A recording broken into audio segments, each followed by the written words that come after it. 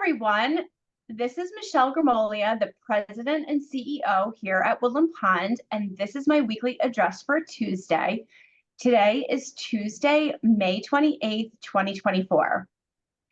Starting with some calendar items today. Today at 7:15 in the pack, our play readers are going to present the Thurber stories. You won't want to miss that.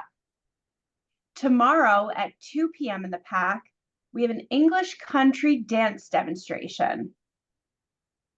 Tomorrow at 7 p.m. in the pack, we have a part of the Bachfest concert series. We always participate in this every year. There are a number of concerts in the series, and tomorrow at 7 p.m.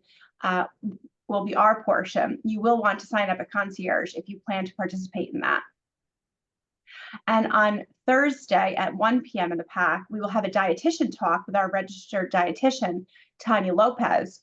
If you haven't had a chance to meet Tanya, she was with us several years ago as our registered dietitian, and she has recently rejoined our team. And she will be doing a talk about the importance of having healthy beans in your diet. So that'll be at 1 p.m. on Thursday in the pack.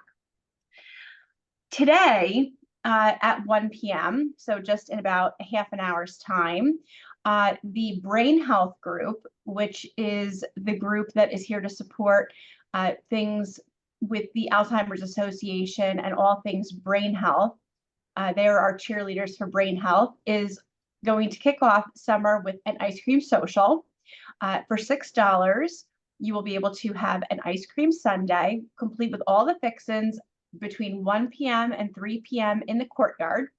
$2 of the $6 cost, which can go on your decline, will go to the Alzheimer's Association. Now, for everyone that was here last year, you will remember that we set a very lofty goal of $20,000 to be raised for the Alzheimer's Association. And not only did we make that goal, but we far exceeded it. The Alzheimer's Association was extremely grateful. Several of us here feel that that's a very worthwhile cause. We had an A team, and they worked really hard to fundraise for that goal. This year, we will be doing a number of much smaller scale fun activities to support brain health. This ice cream social today will kick that off, but it won't be anything near what we had last year. We heard you loud and clear that dipping our toes in a little bit would probably be welcomed, but it won't be the full court press that we had last year. So we will have this ice cream social today from 1 to 3. Who doesn't love ice cream and all those fixins? So join us today from 1 to 3 in the courtyard. And thank you so much to the Brain Health Group for putting that together. The next thing that you can look forward to on the calendar, we are going to have a barbecue. I think it's next week. Look out on your calendar for that. Coming on the calendar. And then there is going to be a car wash on June 15th from 10 a.m. to 2 p.m. We are going to be looking for volunteers to help wash cars. So if you're a staff member or a resident that likes to wash vehicles and you want to help support the Brain Health Group and the Alzheimer's Association, we are looking for volunteers on that day, June 15th, which I believe is a Saturday, but we will get more information on all of these events to kick off the support for the Brain Health Group over the summer. And we all know how much these effects of cognitive impairment, Alzheimer's, dementia affect so many people here. But not to worry, no $20,000 goal this year. We're going to do it on a smaller scale, but a very important scale. This morning, you may have seen the fire department here very early. We did have a resident whose smoke detectors within their apartment in the North Wing went off. Now, there was no actual smoke or fire event. It was just the smoke head in their apartment had gone bad, and so it was detecting, making a sound. And the resident did exactly what they were supposed to do. They did not open the apartment door. Not that it would have made a difference anyway, because there was no smoke event. But one thing that I do just want to remind everyone is if the detector, smoke detector, in your apartment or cottage starts beeping or making a sound, that is when you should contact concierge or reception. I know that we do say that when you hear the fire alarms going off, which are the ones that are in the hallway, you should not contact concierge or reception because they have to handle that emergency. But if the small smoke detector or carbon monoxide detector within your home, so within the door, within the walls of your home, the little ones that are on the walls, if they make a sound, you need to call concierge or reception because that's how we're going to know that you need help.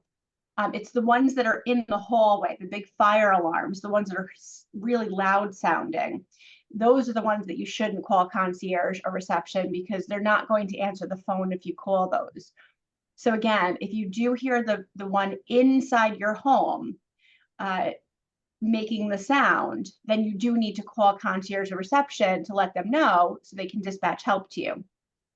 So again, today it was just the batteries had gone bad or the smoke head had gone bad, and then the fire department did come. In the meantime, we had relocated the residents to the library so that just in case there was a carbon monoxide situation or something, we weren't sure exactly what the circumstances were at that moment because the smoke detector was going off and we wanted to make sure they were safe. So we did relocate them and everything was just fine. Just in case anyone was wondering why you might have seen the fire department here and we did not send out a mass alert notification. That's what was going on. But that's what you should do. The other thing you can do in those circumstances are you can always pull your pull cord or press your PERS alarm. That will also dispatch our staff to your location, and that will get them there to you really quickly. Just a couple of other things. There have been a couple of residents in the last week or 10 days that have passed away rather unexpectedly. One in the health center and one out at the hospital after a brief illness. And there have been some questions about how residents get notified about this, who gets phone calls, who doesn't get a phone call, when do we post information about their services, and some of that is personal wishes that are relayed to us by the residents or their families, and sometimes the information is evolving.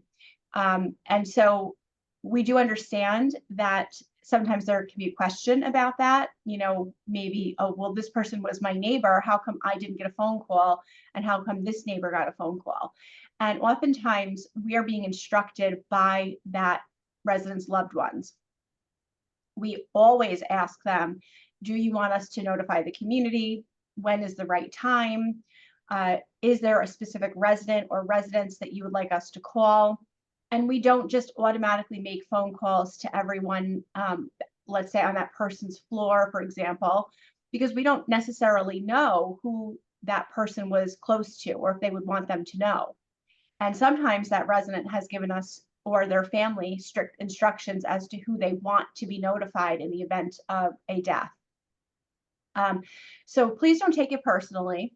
And please do know that we do take our instructions from either specific written instructions a resident has left for us or from their loved ones.